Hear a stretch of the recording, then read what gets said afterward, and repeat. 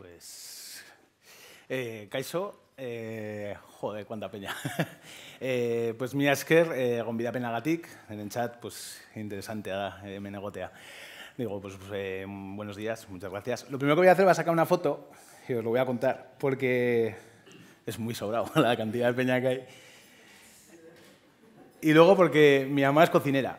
Tenía un bar de pinchos en Iruña, y el típico bar de la zona de Lo Viejo. Y a mí me tocó estar mogollón en la cocina, pues, en los típicos momentos, en San Fermines, en momentos puntuales en los que me tocaba echarle una mano, ¿no? Entonces, estar aquí delante de tanto cocinero, pues tiene su punto. O sea, yo me quedo, o sea, no me había tocado, o sea, a mí me gusta mucho todo el tema de la cocina en el sentido usuario. Soy el target perfecto, ¿no? De los programas de televisión, de hecho, es lo único que veo en la tele. Y me quedo bastante sorprendido, ¿no?, con el nivel de atracción que se ha generado alrededor de la cocina, ¿no? Desde mi lado, ¿no?, desde mi mundo, que es el del código, me sorprende, ¿no?, el nivel de sofisticación al que habéis llegado y también el nivel de potencia, ¿no?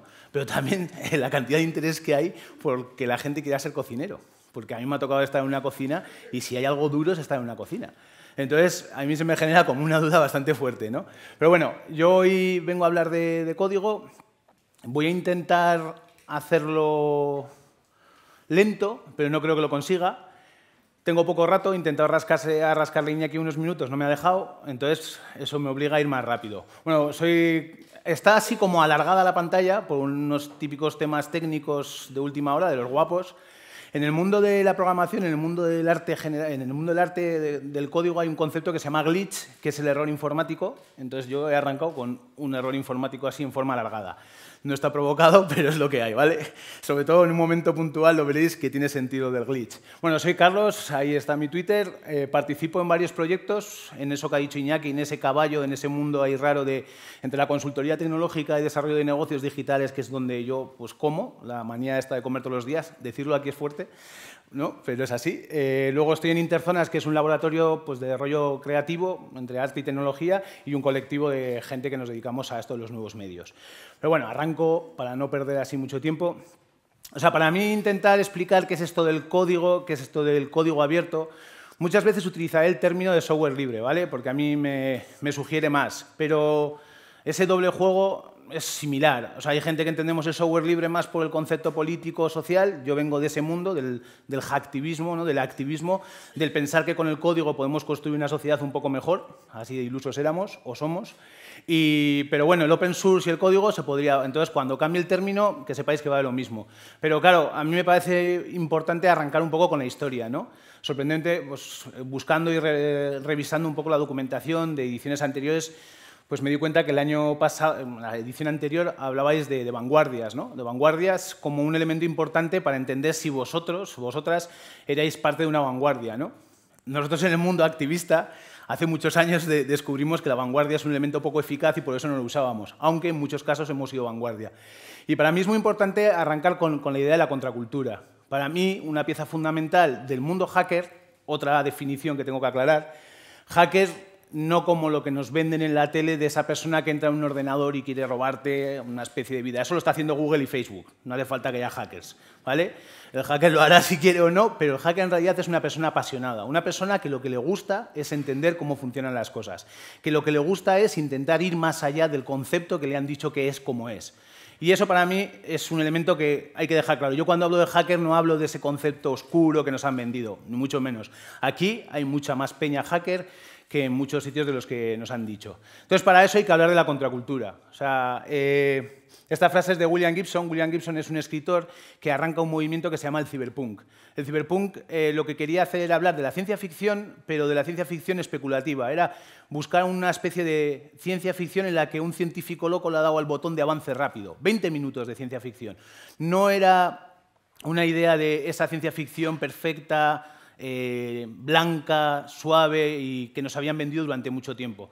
Para que nos hagamos una referencia sería pues, Blade Runner, ¿no?, o Matrix. Esa idea la arranca una gente en los años 80, pero todo esto es derivado de otra gente como William Burroughs, John Kerouac y todos estos, ¿no? O sea, la contracultura, los movimientos fuertes políticos que hubo en esos años 60-70 que impregnaron muchos elementos de la sociedad, no solamente influyeron en las artes tradicionales, la música, el cine y demás, sino que también influyeron en la manera de entender cómo se iba a construir la tecnología. Y para mí es importante recalcarlo, o sea, la realidad es que el discurso del emprendizaje, el del emprendedor, el del Silicon Valley es un discurso omnipresente, parece ser que es el discurso, pero hay una relación muy fuerte en esos procesos previos que tienen que ver de dónde venimos, ¿no? Y mucho tiene que ver con estos procesos contraculturales, ¿no? Cuando en la edición anterior hablabais de eso, hablabais de vanguardia, de alguna manera se estaba haciendo una relación de esos procesos previos que ha habido, ¿no? De esas periferias, que yo creo pues, que hay que tenerlas en cuenta. Y de esas contraculturas más o menos fuertes, de los beatniks, de los punks, de todo eso que ocurrió durante un periodo muy amplio y que generó como el pozo en el que estamos ahora, ¿no? Una especie de, como de resaca de lo que estamos ahora. Bueno, pues aparecieron también una serie de personas que nos empezaron a enseñar cómo podía ser la idea de lo que iba a ser el código, de lo que iba a ser el desarrollo de software, de lo que iba a ser esos elementos que ahora nos atraviesan. O sea, yo creo que ya el año pasado se hablaba, ¿no? En la edición anterior se hablaba. En estos momentos, Uber es la empresa de taxis más grande del mundo, pero no tiene taxis. Airbnb es la empresa más grande de localización de hoteles, apartamentos, y no tiene apartamentos. Eso, así visto, incluso puede ser hasta, ¡jo, qué guay!, ¿no?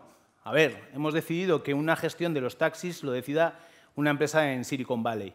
Y no solamente hemos decidido eso, sino que hemos decidido que todos los procesos que generan alrededor de esa idea, o sea, todos los algoritmos que trabajan y operan sobre ese tipo de aplicaciones, los hemos cedido a un conjunto de personas sin nosotros haber entrado en ese juego. Esa manera de especular ya la hicieron esta gente, ¿no? Neal Stephenson, en su libro En el principio fue la línea de comandos, hablaba de qué va a pasar cuando de repente el código, cuando los algoritmos, cuando la capacidad de cómputo, términos que se empiezan a oír mucho, el Big Data y demás, empiezan a atravesarnos, pero nos atraviesan de una forma brutal. Y entonces, en esta especie de invitación que me hacía Iñaki, ¿no? de hablar de código, pues bueno, pues una de las primeras cosas que el mundo hacker, el mundo del software, se planteó es qué pasa con el código, qué pasa con el elemento que yo estoy construyendo. Entonces, lo siguiente que hay que hacer es pensar en código. Lo mismo, aquí hay un efecto stretch bastante considerable. Vale, aquí pues, lo que hay es código, pero también hay un trazo que es una curva. Y además va a hacer un círculo, que ahora va a ser un glitch y no va a ser un círculo, sino que va a ser un óvalo por las circunstancias del directo. ¿Veis el óvalo? No debía ser un óvalo, debía ser un círculo. Este conjunto de líneas de código, que lo vamos a ver aquí de otra manera coloreada, este conjunto de líneas de código lo que está construyendo ese trazo, ese conjunto de arcos que van a hacer que girándose en el plano conformen este óvalo o círculo. Si yo voy modificando este conjunto de código, porque el código no deja de ser más que un conjunto de instrucciones que yo le digo a la máquina que quiero que se haga. Yo le digo a una persona, vete para adelante, ahora vete para la derecha, ahora vete para la izquierda. Ese conjunto de instrucciones es el código. Obviamente esto es una pieza muy pequeñita que lo único que hace es tener un resultado visual en un navegador. Lo único que estoy diciendo a un navegador que me pinte este trazo, me pinte este conjunto de líneas. Conforme le voy dejando a la máquina que vaya haciendo líneas, pues va a ir haciendo más líneas. Si yo le modifico el color de las líneas, por de pronto quedará más feo, empezaremos a ensuciar el código, pero el resultado será diferente. Yo aquí lo único que le he dicho es al código es que ya no me pintes una línea gris suave, que es la que yo he entendido que quedaba bonita, en términos subjetivos, sino lo que le he dicho es que ya pinte una cosa bastante más farragosa y fea. Si le digo que el tamaño de la línea sea mayor, el código le dice a la máquina que el tamaño de la línea sea mayor. Y ahí es donde empezamos a jugar con esa idea de lo que es el código. El código no deja de ser una serie de reglas, una serie de instrucciones que yo le digo a la máquina, y le digo a la máquina el concepto muy genérico, porque durante mucho tiempo la máquina era siempre un ordenador. Pero ahora ya no es así. La máquina es nuestro móvil, la máquina es una lámpara con wifi, la máquina es cualquier cosa, porque empezamos a tener dispositivos conectados a Internet por todos los sitios. Y ahí es donde empieza a estar parte de la magia o parte del problema. Si yo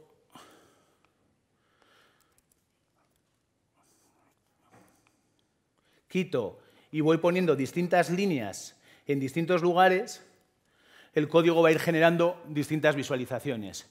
Esto no solamente es código en el sentido plural, sino que también es una tendencia o una especie de criterio que se llama arte generativo o una pieza de arte generativo. Hay muchos artistas de nuevos medios, artistas que trabajan sobre esta idea, sobre la idea de que la máquina también forme parte del proceso creativo que el programador previamente ha ideado. Hay un elemento que yo le elijo y hay otro elemento que lo elige la máquina. Pero no deja de ser eso, código. Código que le hace decir a la máquina una serie de cosas. Entonces, nos venimos, bueno, el resultado también en modo stretch, nos venimos ya al siguiente paso, que sería el open source. El código abierto, que igual es como, ¿no? Cocina de código abierto ha sido el título de la ponencia.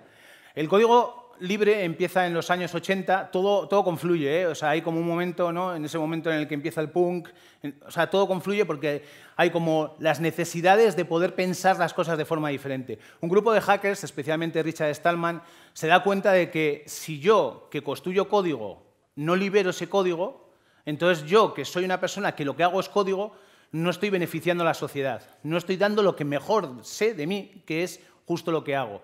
Y cuando digo código, digo muchas cosas, ¿eh? Pero en realidad esto que acabamos de ver previamente es código, pero pueden ser muchos más elementos. ¿Qué es liberar el código? Liberar el código es tan simple como respetar estas 4 libertades. Son 4 libertades que se pueden utilizar no solamente en el software, sino que se pueden utilizar en cualquiera de los ámbitos. De hecho, en el mundo de la cultura hay mucha gente que ha decidido utilizar el código en estos términos. En el mundo de la música, en el mundo del cine, hay gente que coge su obra y la licencia, sus derechos de autor, los deriva para que otros puedan utilizarlo. Ejemplo clásico sería el de la Wikipedia. La Wikipedia no deja de ser una suerte de gente colaborando, porque lo que se consigue cuando un conjunto de personas liberamos código es generar comunidad. Las comunidades son, en muchos casos, horizontales. Son espacios de confluencia donde la meritocracia, y eso puede a veces ser dudoso, pero la meritocracia influye mucho.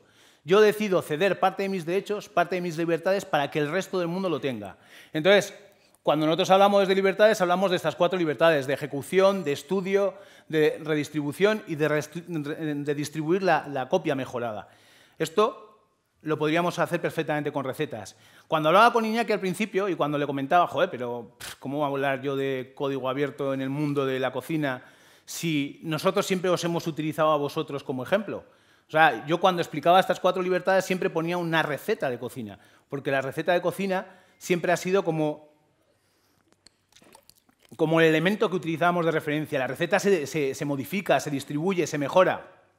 Pero la realidad es que no solamente en el mundo de la cocina, en el mundo de la gastronomía entra la receta. También están los procesos, están las técnicas, están las comunidades propias de, pues entiendo que de los restaurantes. Entonces, es ahí donde si se empieza a pensar en qué es lo que se quiere construir, qué es lo que se quiere realizar, donde podemos tener como más potencia. El software libre lo que ha hecho ha sido generar una gran, vasta comunidad de personas relacionadas sobre sus propios criterios. Aquí pongo los 2 símbolos típicos que son el GNU y el pingüino, que hacen un sistema operativo, que es el GNU Linux, pero no sé cuánta gente aquí tendrá Android. El Android como tal lleva piezas de software libre casi en un 80%. Los Macs, la mayoría de los Macs, la parte principal del Mac, el núcleo, lo que hace que mueva el ordenador, es software libre. O sea, el software libre nos atraviesa de una forma brutal. Nos atraviesa tanto que el Internet que tenemos ahora es gracias al software libre. Sin el software libre, el Internet que tendríamos sería una suerte de discusiones de grandes monopolios sobre si esto o esto no lo puede hacer. No sé si os acordáis al principio cuando los mensajes solo se podían mandar entre 2 operadoras. O sea, yo no podía mandarle a los de Movistar porque no se podía. En ese punto nos podríamos estar encontrando ahora si no hubiera habido un agente que hubiera dicho el software tiene que ser libre y por lo tanto tiene que crear espacios de comunidad. Entonces, para mí es importante como coger esa referencia. ¿Por qué quiero liberar el código? Primero, porque con eso estoy haciendo que la sociedad sea un poco mejor. Y luego, porque estoy generando comunidades. Y porque estoy creando horizontalidad. Y porque con esa manera de entender justo la materia prima que yo estoy construyendo, tengo la posibilidad de poder avanzar y poder hacer una sociedad un poco mejor. De aquí nos venimos a la ética hacker. La ética hacker es un concepto que empieza a utilizar un filósofo. Voy a hacer una cosa, es que el agua al lado del ordenador Es la típica cosa que se llevan mal. Vale, gracias. La ética hacker es un concepto que piensa, que idea Pekka Himanen. Entonces, si yo he decidido que parte de mi capacidad como productor lo estoy liberando, entonces también puedo empezar a pensar que mi manera de entender el trabajo la puedo modificar. La ética hacker lo que dice es eso. O sea, no sé, porque como he visto varios documentales, en el mundo vuestro gastronómico muchos de los chefs suelen decir que yo contento con hacer lo que puedo, con hacer lo que quiero. O sea, esa idea de poder hacer lo que uno quiere, es una cosa bastante fuerte porque tiene que ver con connotaciones de libertad. O sea, yo quiero hacer lo que quiero. Esa idea es la que Pekka y muchos de nosotros nos hemos creído. Esa idea es la idea de intentar pensar el trabajo desde otra perspectiva. Partiendo de una definición muy de los viejos autónomos italianos, que el trabajo es lo peor que nos ha tocado, trabajar es lo peor, sobre todo si trabajas en cosas que no te gustan. Si partimos de esa premisa, la ética hacker lo que hace es jugar con esa idea, ¿no? Con la idea de romper con cómo hemos entendido el trabajo. Los hackers lo que quieren hacer es lo que les gusta. Y entonces le dieron la vuelta. Si yo libero código, si yo participo en una comunidad, si esa comunidad me enriquece, yo estoy entendiendo el trabajo de otra forma diferente. Yo tengo compañeros que no trabajan más que si es para el software libre. Y de esa manera tienen una regla muy clara. Yo sé que todo lo que hago lo estoy contribuyendo. En mi caso, todo el código que yo construyo directamente, de hecho hicimos una camiseta que era libera rápido, libera pronto y hace un bonito cadáver. Y era libera el código, porque entendíamos que es la manera de poder construir un espacio de comunidad. Entonces, de la ética hacker ha habido ya un conjunto que ha sofisticado un poquito más la historia, que son la gente que entiende el software como una artesanía, el software craftsmanship. Menos hacer y más conceptualizar. Y entonces aquí hay un cruce que yo creo que, esto es preguntas que os suelto y luego vosotros veréis si las queréis resolver. Me da la sensación de que en el mundo de la cocina lo que ha ocurrido, en el mundo de la gastronomía lo que ha ocurrido es que os habéis ido hacia la ingeniería. Y creo que tenía un sentido, o sea, desde el mundo artesano tradicional, desde el mundo del concepto del maestro y el aprendiz, y habéis ido como sofisticando vuestros procesos para llegar a un punto donde la ingeniería, donde la técnica, donde el I+D es como una pieza fundamental. Eso es el proceso inverso que se está haciendo en el mundo del software. Un montón de peña del mundo del software, del código, ha decidido que el proceso es inverso. Hay mucha gente que hemos renegado del concepto de ingeniería. Ingeniería como esa idea clásica de yo voy a construir un puente y quiero que ese puente perdure. Si alguien ha usado un ordenador, sabe que los puentes del ordenador no perduran. O no arranca, o no funciona, o se modifica, o se rompe. Entonces, esa idea de entender el software como si fuera un conjunto de técnicas que yo puedo ir mejorando constantemente, si yo puedo juntarme con gente que me enseña y que me hace practicar esas técnicas, pues a mí me sugiere mucho pues cuando ves estos vídeos de estos japoneses mimando su cuchillo, o sea, afilándolo. Entonces, se crean mecanismos muy similares. Y lo cierto es que la comunidad del software craftsmanship empieza a coger bastante fuerza. Entonces, estamos haciendo, como ya veis, un circuito, ¿no? De ese inicio, de eso que es el código, de cómo el código se puede liberar, de cómo ese código genera comunidades y de cómo esas comunidades entienden el trabajo de forma diferente. Y a partir de ahí nos metemos ya en el siguiente punto, ¿no? En verte como otra cosa que te habían dicho que eras. El programador supuestamente era un ingeniero que tenía unas cualificaciones técnicas elevadas. Y de repente un programador decide que ya no es programador, decide que es un artesano. Y que lo que hace es trabajar con el código como si fuera una herramienta. Pero una herramienta que la tiene que mimar, que la tiene que cuidar. Y eso es lo que yo a veces veo cuando veo vuestros documentales, ¿no? Ese gusto por lo fino, por lo elegante, por lo bello. Y ahí es donde mucha gente nos hemos dado el salto y hemos decidido que queremos ver el código, como código creativo. El código como una forma de expresión. El código como la capacidad de poder decirle al código no solamente hagas lo que yo quiero que hagas, sino también el código como la capacidad de poder expresarme, de poder decir cómo son las cosas, de poder generar la metáfora. Os voy a enseñar un ejemplo muy rápido de una cosa que he hecho yo. La gente de la NASA pues, se soltó durante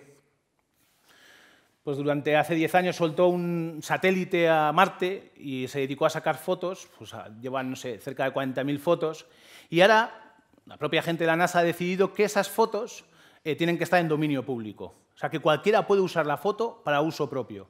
Entonces, el proceso que yo he hecho ha sido recoger estas fotos que tienen una belleza excepcional, porque es algo increíble. O sea, Los de la NASA lanzan un satélite, lo mandan a Marte, ese satélite se dedica a sacar fotos, traen las fotos y te las dejan colgadas para que tú hagas lo que quieras con las fotos. O sea, ya el nivel de locura que es mandar un satélite a Marte y que luego esas fotos puedan llegar a mi casa me parece bastante interesante. Y de aquí, pues bueno, pues nosotros desde el grupo pues hicimos un proyecto que consiste en reinterpretar las distintas fotos desde nuestro criterio.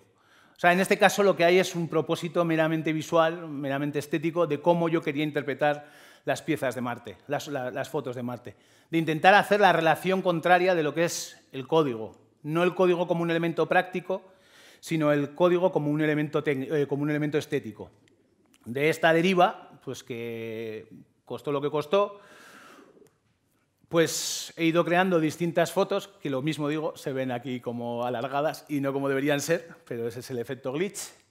Y entonces, pues, un proyecto de un colega de Tabacalera decidió que, oye, la gente que hacéis obras digitales, ¿y si las pasamos a papel? Para intentar cerrar el círculo, ¿no? Gente que venimos de lo digital, del 0 y del 1, como tenemos esta sala llena, pues lo vamos a llevar al papel, ¿no? Vamos a hacer como, oye, ¿cómo se lleva algo digital al papel? Porque no, a mí personalmente no me había tocado, ¿no? Entonces, de este punto, ya me meto en la parte especulativa. En la parte que... Porque además tampoco tengo mucho margen. En la parte que a mí me apetecía sugerir y me apetecía como arrancar, ¿no? Últimamente empieza a oírse mucho toda esta historia de la inteligencia artificial, los robots, el machine learning, el deep learning, conceptos que empiezan a atravesarnos bastante, que empiezan a decirnos como muchas posibilidades, ¿no? Empiezan a decirnos que en el futuro la mayoría de los trabajos van a ser gestionados o por software o por robots. Y en una conversación de estas de almuerzo con los colegas en el curro, pues uno dijo, joder, ¿habéis enterado de la noticia de que el dueño de McDonald's ha dicho que si se sube el salario mínimo va a quitar a los trabajadores y va a poner robots? Entonces, hostia, qué movida, ¿no? Primero porque ese concepto del trabajo, que lo tenemos tan arraigado, se rompe. Y después porque ese concepto de que alguien me dé de comer también se rompe. Y entonces, pues con eso he hecho un experimento, entenderlo como con todo el cariño del mundo. O sea, no quiero... Bueno, yo qué sé, ya veréis. La inteligencia artificial de lo que se trata es de crear mecanismos que la propia máquina tenga capacidad de poder tener elementos de inteligencia, elementos de aprendizaje o elementos de inteligencia. Este sería como el típico dibujo que utiliza cuando estamos en Google y nos dice, oye, el captcha de turno, ¿eres un robot? Búscame los numeritos de los portales. En realidad lo que están haciendo es recogiendo números de portales para meterlos en un servidor, en una supermáquina, para que luego a esa máquina le hacen hacer este efecto, ¿no? Por un lado localiza a ver si hay números y por otro lado empieza a descubrir los números. O sea, la máquina es capaz de detectar si hay un número. Esos son pequeñas piezas de software que entran dentro de un contexto que se llaman redes neuronales y que ahora mismo nos están abrasando. No sé si aquí la gente utiliza Netflix. El 60% de las elecciones que hacemos de Netflix son decididas por un conjunto de algoritmos que han aprendido de nuestros propios gustos. Del conjunto de series que hemos visto, ellos van haciendo una serie de relaciones, una serie de clasificaciones y nos dicen qué es lo que nos gusta. Eso es muy fuerte porque ellos me dicen lo que me gusta a base de lo que yo... ¿Pero por qué? Si yo no... Pues sí, pues porque es así. Otro elemento, que este es con el que voy a enseñaros, con el que voy a trabajar, el típico teclado predictivo. Estos teclados predictivos tienen una sofisticación curiosa, ¿no? Nos van diciendo, hola, ¿qué tal? Y nos van dando la siguiente palabra, ¿no? Nos dan lo que la máquina entiende que es la siguiente palabra. Para hacer eso, existe unas redes neuronales, una específicamente que se llama RNN, Recurrent Neural Network, y que es súper divertida currar con ella. Muy divertida. Porque lo que yo le estoy diciendo a la máquina es que me dé el elemento siguiente. En este caso, el elemento siguiente es un carácter que al final ese conjunto de caracteres va a hacer una palabra. Hola, ¿qué tal? Y entonces aquí viene un poco como la broma, ¿vale? Espero que... Cogí este libro de vuestros compañeros. ¿Por qué? Primero, pues porque lo pude coger fácil y lo pude convertir de PDF a texto. Y después porque, como bien dice en la portada, son recetas sin bobadas. ¿Eso qué me hacía a mí? Pues que las recetas tuvieran este formato. Un formato concreto, un formato muy, muy concreto. Tas, tas, tas. Entonces, si tú ves el PDF, o bueno, el libro, son receta, receta, receta, y con un patrón como muy claro. Y entonces yo le dije a la máquina, yo me monté una inteligencia artificial en el ordenador que le he pasado ese conjunto de recetas. Con este comando, con este conjunto de reglas, con este código, yo le estoy diciendo a la máquina, cógeme recetas 2 y entrena. Y la máquina empieza a entrenar. ¿Qué está haciendo? Está recogiendo cada uno de los elementos que conforman este fichero y está encontrando patrones. Hay la peli famosa de Dvořáček de Pi, busca el patrón y hallarás la belleza. Eso es lo que está haciendo. De hecho, la inteligencia artificial, el machine learning, lo que busca son patrones. Busca elementos que puedan ser reutilizables. Cuando estoy en el teclado, lo que busco es el siguiente carácter, el siguiente elemento representante. Entonces, una vez que tengo esto puede estar, dependiendo de lo complejo, este fichero era un fichero pequeño, un fichero de 1 mega. Google no está metiendo un fichero 1 mega, que lo sepáis. Está cogiendo todas vuestras recetas, que no son 1 mega, son muchos megas, y decidirá ellos lo que quieren hacer con esas recetas. Y una vez que le decimos a la máquina que entrene, lo que tenemos, cuando ponían el libro en el principio fue la línea de comandos, esto es la línea de comandos, ¿vale? Esto es la línea de comandos. Aquí se controla la máquina, sin artificios, sin tonterías. Aquí yo le digo a la máquina cómo quiero que haga, con esta pantalla negra. Y entonces, si yo le doy aquí, pues él me va a generar recetas. Pero había que hacerlo así un poco como no, tenía que tener un poco de gracia. Y entonces, pues la gracia, y esto es como, si me permitís el juego, pues me he hecho un recetator. Entonces, si vais al recetator, pues tenemos una inteligencia artificial que nos genera recetas. ¿Qué ocurre? Luego podéis darle si queréis, porque lo he dejado ya en internet para que podáis jugar. Lo que va a hacer es lo que él entiende como el siguiente patrón. Y el siguiente patrón es, localizando el conjunto de relaciones que había en ese fichero, lo que ha hecho ha sido crear lo que él entiende que es una receta. Pero vais a flipar, porque se lo inventa todo. Se lo inventa todo. O sea, no tiene sentido. Él no encuentra sentido, no encuentra significado. Lo hará, ¿eh? Llegará un momento en el que conseguiremos que tenga significados. Entonces le doy a que me genere una receta y ahora tenemos pizza pora di tatto, una zanahoria cruda, guinetas, cebollino, y si empezáis a darle, salen frases increíbles. Y es lo que él ha entendido que es esa relación de piezas. Él lo que me va a dar es lo que él entiende que es el siguiente elemento.